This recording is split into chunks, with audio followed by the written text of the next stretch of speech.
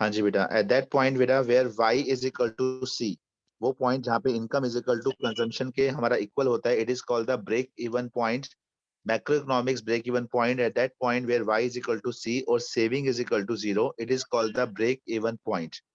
जितना जल्दी इस पॉइंट को हम माइंड में याद कर लें, उसके अकॉर्डिंग हमारे न्यूमेरिकल्स, हमारे लॉन्ग क्वेश्चंस 5 मार्क्स के अकॉर्डिंग वो इजीली प्रिपेयर हो जाएंगे। कुछ और याद हो ना हो, अभी इतना ध्यान रखना बेटा, ब्रेक इवन पॉइंट और पॉइंट ऑफ इक्विलिब्रियम इस चैप्टर के लिए दोनों सबसे फेवरेट टॉपिक माने जाते हैं। Break even point is that point where Y is equal to C, जिस पॉइंट पे income is equal to consumption के इक्वल होगी, और we can say that where saving is equal to zero है, it is known as a break even point, break even point. And eight that point where Y is equal to AD, जिस point पे income और aggregate demand दोनों हमारे equal हैं बेटा, जितनी income है नेशन की उतनी ही हमारे कंट्री के एग्रीगेट एक्सपेंडिचर हैं, both are equal, that is known as a macro economics point of equilibrium. Full chapter में 2 पॉइंट के बारे में मोस्टली डिस्कशन है, number 1 is called the break even point and number 2 is known as the point of equilibrium. Point of equilibrium is that point where income is equal to aggregate demand, जिस point पे income और AD दोनों equal होंगे, it is called the point of equilibrium. उसी point पे आप check करोगे अगर, तो आपकी सेविंग और इन्वेस्टमेंट भी इक्वल होंगे। एस इज इक्वल टू आई, अपने अपने टेबल में चेक करो, जिस पॉइंट पे ए एस वाई और एडी दोनों इक्वल थे, सेम पॉइंट पे ही आपका एस और आई कॉन्सेप्ट जो है वो भी हमारे इक्वल है बेटा। This is known as a point of equilibrium, saving equal to investment. Y कैसा हुआ, ऐसे क्यों हुआ, वो सब आगे क्वेश्चंस में आप डिस्कस करोगे, ये सब हम लास्ट क्लास में ऑलरेडी डिस्कस कर चुके हैं। So now we start the next topic, that is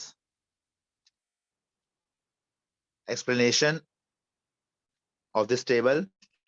इस टेबल के एक्सप्लेनेशन के according, at zero level of income some minimum level of consumption is always there, even your income is permit or not, this is called the autonomous consumption। बहुत important point है, zero income के सामने जो भी consumption हमें given होगी, it is a constant consumption, minimum level of consumption, जिसका symbol हम यूज कर रहे हैं C bar, autonomous consumption.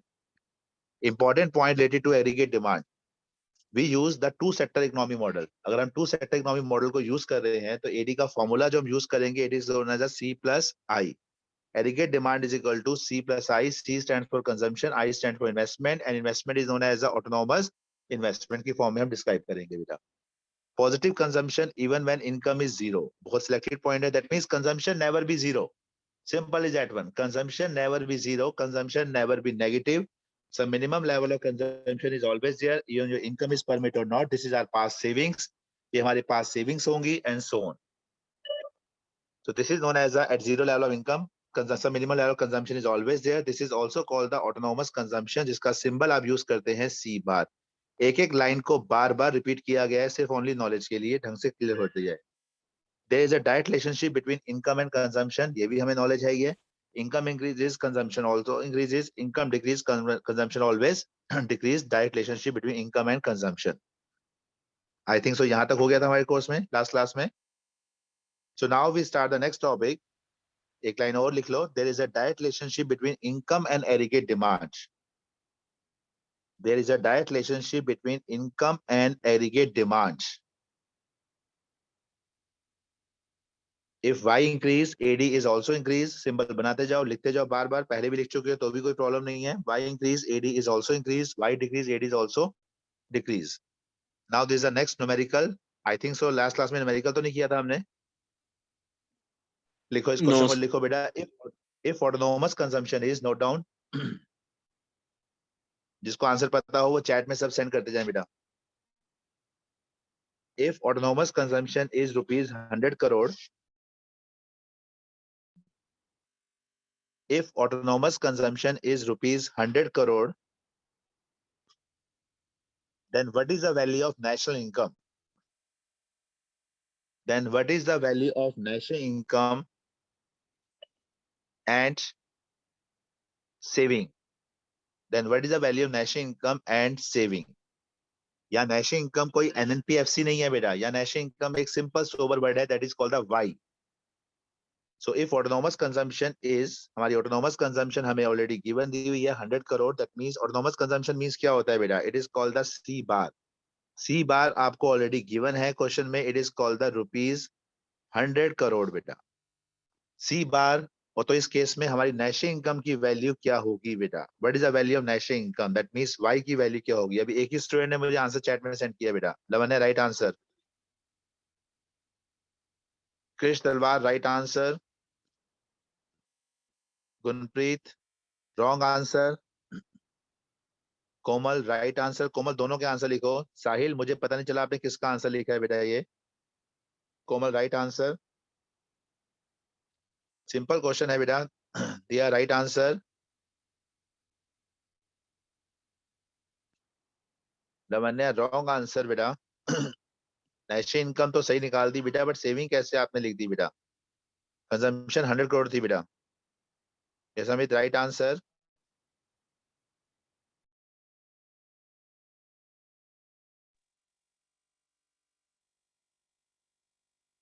Yes बेटा। Any other student? Ashpreet, Ashmit, Arpit, Ayush बेटा, आध्या, रितेश, मनीत, मान्या बेटा, ओबलेश। ओबलेश सिंपल क्वेश्चन है बेटा, बताओ बेटा ये तो। युक्ति, Tushar, if autonomous consumption is rupees 100 crore, अगर हमारी ऑटोनोमस कंजम्पशन 100 करोड़ है। यस ओबलेश। ओबलेश रॉन्ग आंसर यार। ओबलेश तुम पूरा चैप्टर कर चुकी हो बेटा अपने आप से। It's not a right way. Autonomous consumption 100 crore दी हुई है बेटा, तो वाई 100 आ जाएगा बेटा। Y is equal to 0। Autonomous consumption के सामने जो नेशनल इनकम होती है बेटा, ऑटोनोमस कंजम्पशन के सामने कंट्री की national income always will be 0, because a zero level of income, some minimum level of consumption is always present, that is called the autonomous consumption। उसी का नाम हमारा autonomous consumption होता है। तो आपको अगर autonomous consumption whatever कुछ भी क्यों ना दी हो बेटा, उसके सामने नेशनल इनकम की वैल्यू ऑलवेज क्या होगी? 0। अगर ऑटोनोमस कंजम्पशन 200 है तब भी national income 0, autonomous consumption 1000 national income will be 0 always, क्योंकि ऑटोनोमस कंजम्पशन के सामने नेशनल इनकम 0 होती है। 0 इनकम के सामने कंजम्पशन की जो वैल्यू है उसका नेम क्या है? ऑटोनोमस कंजम्पशन बेटा। ओबलेश याद रहेगा बेटा?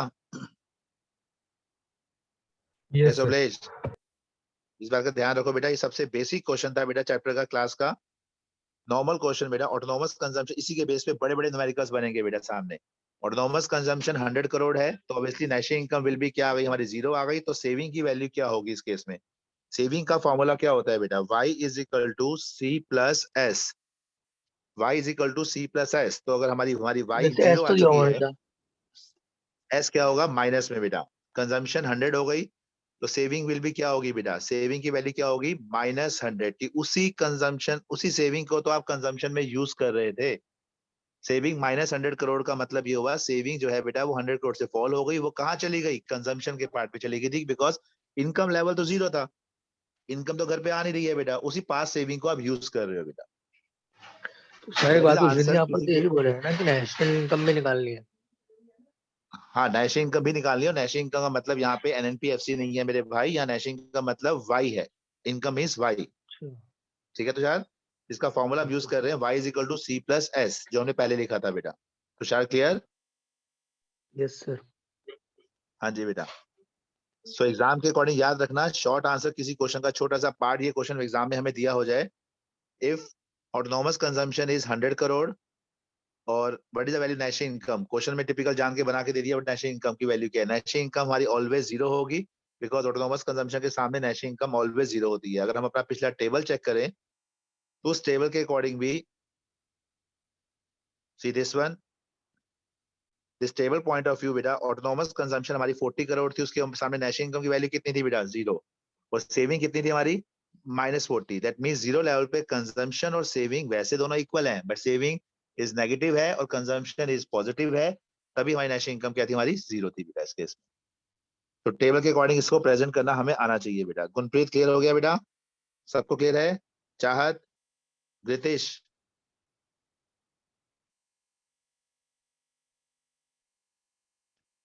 यस, कोमल क्लियर बेटा topic? Gaurika, Tushar clear? Disha? Yes sir. Yes बेटा। सो नेक्स्ट कॉन्सेप्ट इज, अब हमारा आ गया एरिगेट सप्लाई का कॉन्सेप्ट बेटा। Note down next question. अभी तक हमने जो कॉन्सेप्ट किए थे वो एरिगेट डिमांड के थे। Now the next concept is what is aggregate supply? What is aggregate supply? Next question is, what is aggregate supply and why aggregate supply is always equal to national income? What is aggregate supply and why aggregate supply is always equal to national income?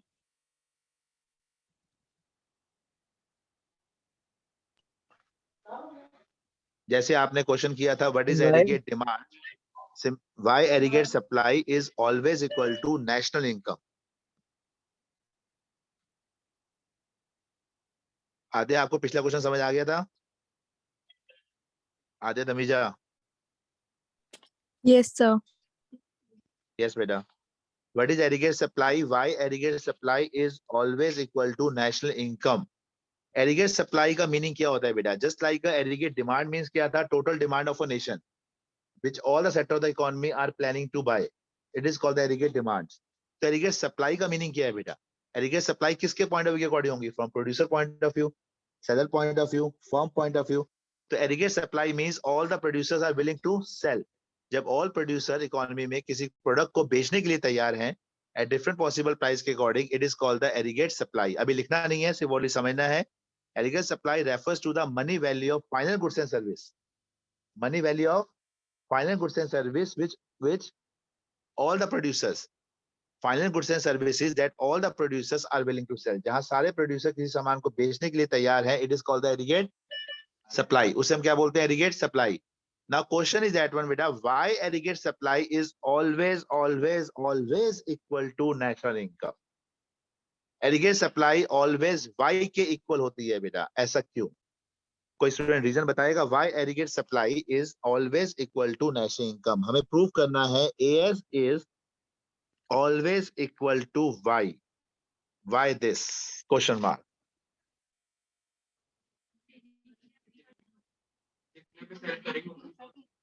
Producer जितने में cell करेंगे उतनी ही income होगी। बिल्कुल right answer है लगभग। यहाँ पे सिया ने बताया, दिया ने आंसर दिया कि प्रोड्यूसर जितना सामान बेचने के लिए तैयार है उसके अकॉर्डिंग ही वो सेल करेंगे, मार्केट में बेचेंगे। यस रोचित? बट हम एज्यूम तो यही करते हैं ना, प्रोड्यूसर जितना बेचेंगे बेटा, उनका पर्पस क्या होता है प्रोड्यूसर का? सामान को सेल करना। प्रोड्यूसर की टोन है जो इतना सामान वो बना रहे हैं अल्टीमेटली किसके लिए? बेचने के लिए। बेचेंगे तो क्या होगी? पैसा आएगा, पैसा की तो इनकम जनरेट होगी। हाँ जी, एक मिनट। यस, कोई और स्टूडेंट बेटा बताएगा? Tushar, why aggregate supply is always equal to national income? Yes, किसने हैंड रेज किया है? क्रिस सैनी, यस बताओ बेटा। सर बिकॉज प्रोड्यूसर जितनी सप्लाई करेगा प्रोडक्ट की, उसको उतनी इनकम आएगी इक्वल। प्रोड्यूसर जितनी सप्लाई करेगा गुड्स की, उसके अकॉर्डिंग उसकी इनकम जनरेट होगी। बिल्कुल राइट है बेटा, बोल सकते हैं हम इसको। Any other student? Why aggregate supply? Komal, Parul, ओब्लेश?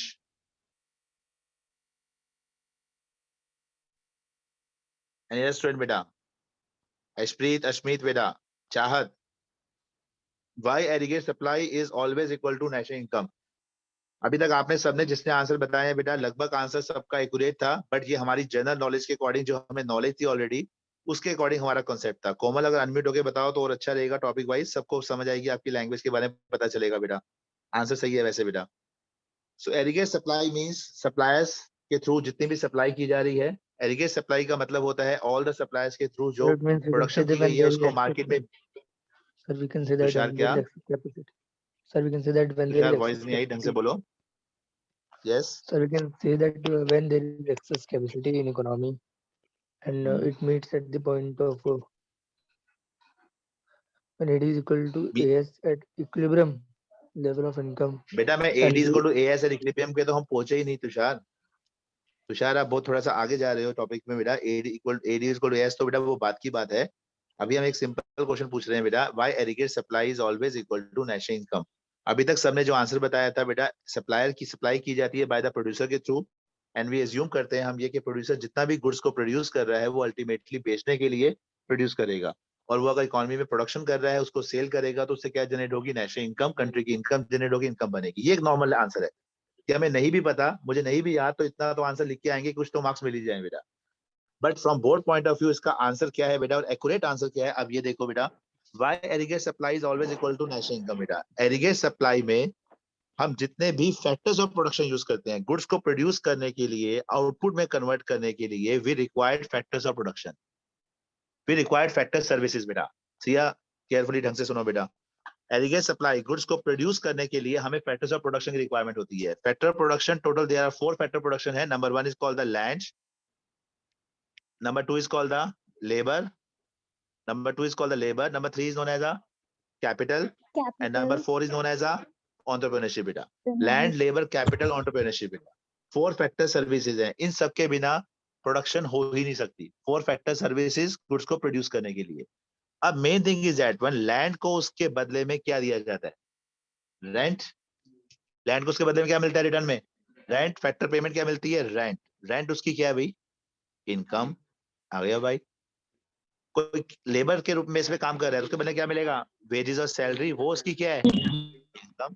आ गया। कैपिटल कोई लगा रहा है, उसके बदले में क्या मिलेगा? Rate of interest, it is that, उसकी क्या होगी? वो इनकम। इनकम, इनकम हो गई बेटा इंटरेस्ट की फॉर्म में। एंटरप्रेन्योर कुछ लगा रहा है बेटा, उसका क्या मिलेगा? प्रॉफिट, वो उसकी क्या हो गई? इनकम। तो एग्रीगेट सप्लाई में जो भी आप व्हाटएवर एक्स वाई जेड आप फैक्टर्स ऑफ प्रोडक्शन यूज कर रहे हैं, whatever they all generate the income in the form of rent, wages, interest और profit. That's why AS is always equal to Y, Y is equal to AS, AS is equal to Y, hence proved. Theoretical लिखने के लिए अपनी language लिख देंगे, producer जो सामान बना रहा है वो बेचने के लिए बनाएगा, बेचेगा तो उसे इनकम जनरेट होगी, ओके है। बट एग्रीगेट सप्लाई में हमें समझाना है जितने भी फैक्टर प्रोडक्शन यूज किए जा रहे हैं गुड्स को प्रोड्यूस करने के लिए, वो प्रोडक्शन के फॉर्म में बेटा उनको जो भी फैक्टर पेमेंट दी जाती है, वो फैक्टर पेमेंट प्रोवाइड की जाएगी in the form of rent, interest और रेंट, इंटरेस्ट, प्रॉफिट की फॉर्म में और वेजेस और सैलरी की फॉर्म में। That's why AS is always equal to Y के, हमारा क्या होगा? इक्वल ही होगा बेटा, ऑलवेज इज रिप्रेजेंट। बेटा एक बार मैं आंसर दिखा रहा हूं इसको, just a minute. See this one, सबको स्क्रीन दिख रही है बेटा, विजिबल है? ये बहुत अच्छा चार्ट है जो बुक में नहीं बना हुआ, किसी भी बुक में चार्ट नहीं बना हुआ, ढंग से कर लेना बेटा। लैंड, एग्रीगेट सप्लाई में land, labour,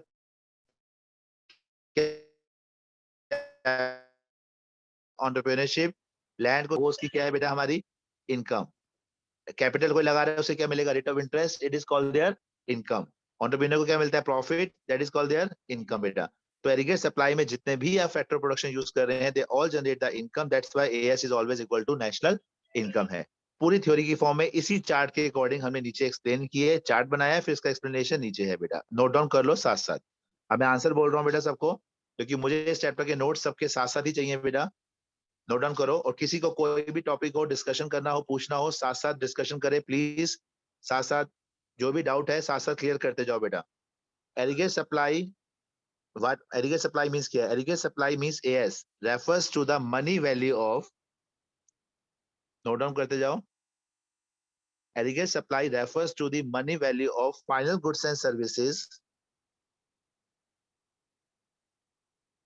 money value of final goods and services that all the producers are willing to supply। ये होल चैप्टर आपका प्लान के ऊपर है, हम पहले डिस्कस कर चुके हैं बेटा। एग्रीगेट डिमांड भी प्लान के ऊपर थी, एग्रीगेट सप्लाई भी प्लान के ऊपर है। That's why willing to supply, that all the producers are willing to supply in an economy in a given period of time। Aggregate supply refers to the money value of final goods and services that all the producers are willing to supply in an economy in a given period of time। AS is always equal to Y means ये chapter ऐसा है बेटा जहां पे हर page पे कोई नया formula बन रहा है। अब ये फॉर्मूला बन गया, AS is always equal to Y, और Y किसके इक्वल होता है? Y is equal to Y का फॉर्मूला C plus S, तो AS का फॉर्मूला क्या बन गया? C plus S। Because y is equal to as के इक्वल आया, दैट्स व्हाई as का फॉर्मूला हमारे सामने आया new C plus S, new formula बेटा। तो as is equal to y, उसके बाद ये चार्ट बना लो, चार्ट का नीचे जो एक्सप्लेनेशन है वो सारा लिख लो, फिर नेक्स्ट पेज में कर देता हूँ।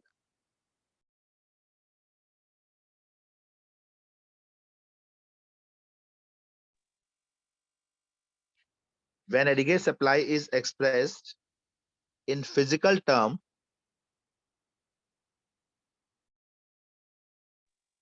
चार्ट का एक्सप्लेनेशन है बेटा। When aggregate supply is expressed in physical term, it refers to the total output of goods and service in an economy. Fast में लिखना सब बेटा। When aggregate supply is expressed in physical term, it refers to total output of goods and services in an economy.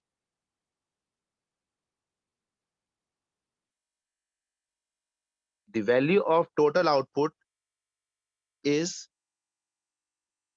distributed. The value of total output is distributed in terms of factors of production. The value of total output is distributed in terms of factor of production is in the form of rent, wages, interest, profit. Is in the form, table का explanation है बेटा, मतलब aggregate supply y के equal जो है उसका explanation है बेटा। Is in the form of rent, wages, interest, profit. The sum total of these factors income. ये जो रेंट, वेजेस, इंटरेस्ट, प्रॉफिट आप डिस्कस कर रहे हैं, दिस ये क्या है? ये फैक्टर इनकम ही तो है। The sum total of these factor income means हो गया rent plus interest plus wages plus profit. The sum total of these factor income in terms of rent plus wages plus interest plus profit at domestic and national level is termed as national income. At domestic and national level is termed as national income. So we can say that aggregate supply and national income are one and the same thing. दोनों का मतलब यहाँ पे same है. That means AS is always equal to Y. अब because of the formula of Y is equal to, इसके बाद ही लिख लो, Y is equal to formula क्या होता है बेटा? C plus S. Therefore AS का formula भी हमारे सामने क्या बन गया? C plus S. हर पेज पे कोई ना कोई नया फॉर्मूला है बेटा। AS is equal to C plus S आप प्रूव कर चुके हो। The formula Y is equal to C plus S है, therefore AS is equal to C plus S. Noted बेटा? कर लिए सबने यहाँ तक?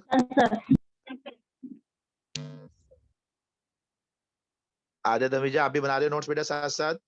Divyanshi, Hrithik, Yes, sir. Yes, sir. Lavanya आप भी कर रहे हैं बेटा? Yes, sir. ठीक है बेटा। So AS is equal to Y because of Y is equal to C plus S है, that's why the new formula is equal to AS is equal to C plus S. हमारा AS का सामने formula क्या आ गया? C plus S. Now again table साथ साथ बनाते जाना मेरे सामने सामने टेबल, जैसे जैसे मैं बनाता जा रहा हूँ। अभी तक क्वेश्चन खत्म नहीं हुआ और अच्छे प्रेजेंट करने के लिए Y की वैल्यू पूरे चैप्टर में हमने डिस्कस किया था कि एक सिंगल टेबल यूज करेंगे। वो टेबल टिल लास्ट तक हमारा सेम एक ही टेबल चलेगा बेटा। Y इज इक्वल टू क्या था बेटा? 0, 50, 100, 150, जिसको याद है सब बोलते जाएं बेटा। 200 कंजम्पशन था, 40 से स्टार्ट था बेटा, that is called the autonomous consumption. छोटा सा ऑटोनोमस कंजम्पशन का सिंबल भी लगा दोगे तो अच्छा रहेगा ताकि याद रहे। 40, then 70, the next number is 100, 130 और 160। नेक्स्ट पॉइंट इज, अब हमने आई पहले प्लॉट नहीं कर रहे क्योंकि हमने प्रूफ करना है AS is equal to Y के इक्वल, तो हमें चाहिए S सेविंग्स। द फॉर्मूला और सेविंग का फॉर्मूला क्या होता है? Y इज इक्वल टू क्या है बेटा? C plus S। तो Y minus C is equal to क्या आ जाएगा? S savings. तो Y minus C is equal to आपके सामने आएगा S, that means 0 minus 40, that is called the minus 40। करते जाओ साथ साथ बनाते जाओ। ये मत कहना मुझे, ये मत कहना कोई भी कि सर पहले लिख चुके हैं। जो है बार बार टेबल बनाते जाओ, प्रेजेंट करते जाओ बेटा। -20, 0, 20, देन 40, दिस वन। नाउ अब आप निकालोगे बेटा एएस। एएस का फॉर्मूला क्या होता है? C plus S. तो C प्लस एस अब करके दिखा दो बेटा। C plus S, 40 minus 40 0, 70 minus 20 50, 100 plus 0 100, 130 plus 20 150, 160 plus 40 200. See this one, AS is always equal to Y, hence proof. Same वही टेबल आपका अगेन प्रूव करने के लिए वर्क कर गया बेटा। अगर क्वेश्चन हमारा लॉन्ग क्वेश्चन आ जाए, सपोज कर लो prove that AS equal to Y, तो टेबल हमारे लिए एक स्ट्रेंथ होगी। हाइपोथेटिकल एग्जांपल के पेपर में हम खुद ही अपने टेबल के अकॉर्डिंग प्रूव करके आ सकें बेटा। Best answer.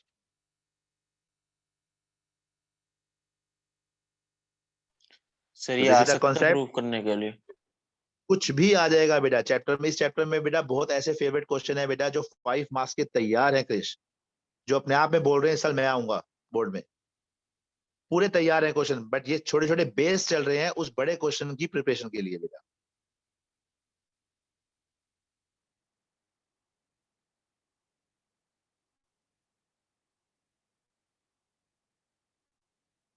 डन बेटा, यहां तक हो गया? Yes sir. यस बेटा। So now next one is, अब हम एएस की लाइन कैसे प्लॉट करनी है वो सीख रहे हैं बेटा। How to plot the aggregate supply line और इनकम कर्व। अभी तक हमने सिर्फ ऑटोनॉमस इन्वेस्टमेंट के बारे में डायग्राम सीखा है। ऑटोनॉमस इन्वेस्टमेंट की लाइन कैसे होती है बेटा? It is autonomous investment line is parallel to X axis. Induce investment upward sloping होती है, autonomous investment parallel to X axis, जिसका इनकम से कोई रिलेशनशिप नहीं होता बेटा। ऑटोनॉमस इन्वेस्टमेंट हमारी पैरेलल टू एक्स एक्सिस थी। अगर इन्वेस्टमेंट की लाइन देखोगे तो दिस वन। अभी तक हमने सिर्फ ओनली पूरे चैप्टर में सिर्फ एक सिंगल लाइन के बारे में डिस्कशन किया है। ऑटोनॉमस इन्वेस्टमेंट जो हमने यूज करनी है, it is parallel to X axis. तो चीज याद रहेगा, सोच लो, कमिटमेंट है। Autonomous investment parallel to X axis. Now अब हम इनकम की लाइन कैसे प्लॉट करनी है? वाई की लाइन, क्योंकि पूरे चैप्टर को विद रिस्पेक्ट टू कैसे पढ़ रहे हैं? वाई। होल चैप्टर को हम वाई से रिलेशनशिप कर रहे हैं, तो इनकम की लाइन कैसे प्लॉट करोगे हमें ये सीखना है बेटा। First of all X axis Y axis हमें नॉलेज है ही है। First of all centre point X axis पे हमने क्या रिप्रेजेंट करना है? इनकम। हमने स्टार्टिंग से फर्स्ट क्लास से डिस्कस कर लिया था कि income is taken on the X axis. Income slash output दोनों का मीनिंग सेम है, it is taken on the X axis. बाकी AD AS C S I सब कुछ कहां शो करोगे? वाई एक्सिस पे। Income is on the X axis. हम लाइन प्लॉट कर रहे हैं इनकम की line with respect to aggregate supply के साथ मिलकर। इनकम की line with respect to aggregate supply के साथ मिलकर बेटा। तो एग्रीगेट सप्लाई हम कहां दिखा रहे हैं? वाई एक्सिस पे। AS aggregate supply. Wait a minute, aggregate supply. Now how to plot. Income के पॉइंट्स क्या थे? 0, 50, 100, 150 और 200। 0, 50, 100, 150, 0, 50, 100, 150 एंड 200 बेटा। सबको क्लियर हो गया यहाँ तक? एंड यस एग्रीगेट सप्लाई की लाइन क्या थी? सेम लाइन थी, दैट इज कॉल्ड द 0, 50, 100, 150 और last number is 200, Y axis. Now first point क्या था? 0,0। y और as को देखो, सिर्फ ओनली अपने टेबल में y और as को देखो बेटा, only y and as। y था आपका 0, 50, 100, 150 and the last number is 200। Aggregate supply भी आपका आया था बेटा 0, 50, 100, 150 और 200। फर्स्ट पॉइंट हम स्टार्ट कर रहे हैं 0,0। पॉइंट प्लॉट सबको करने आते हैं, we are 12th class student, सबको पता है पॉइंट प्लॉट करने। 0,0 वाई एक्सिस पे हम दिखा रहे हैं बेटा क्या? Aggregate supply. और एक्सिस पे क्या दिखा रहे हो? Income. Income is taken on the X axis, भाई इतना ध्यान रखना बेटा।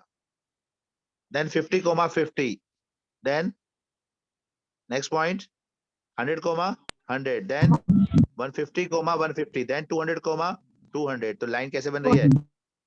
straight line beta. Y is always equal to AS. This is a straight line. This is known as a 45-degree line. Income की line जो होगी वो 90 का half बनेगी. It is called the 45-degree beta.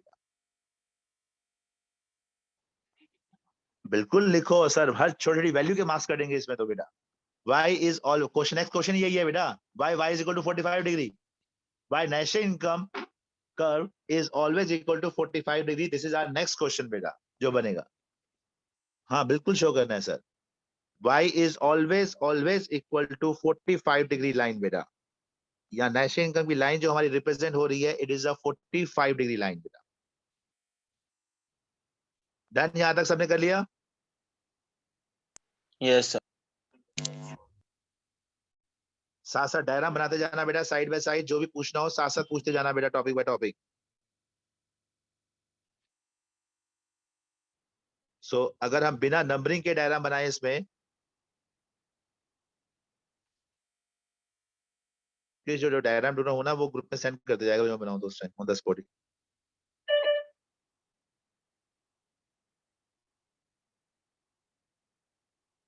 हाँ जी बेटा. तो first of all income line without numbering के, एग्जाम में बिना नंबरिंग के इनकम की लाइन को हम प्लॉट कर सकते हैं. That is called the origin से स्टार्ट हो रही है. It is the 45 degree line. This line is represent the Y line. Y means AS. Income bracket में आप लिखोगे X axis income without numbering. Y axis पे I and y is represent the 45 degree line beta, this one without numbering.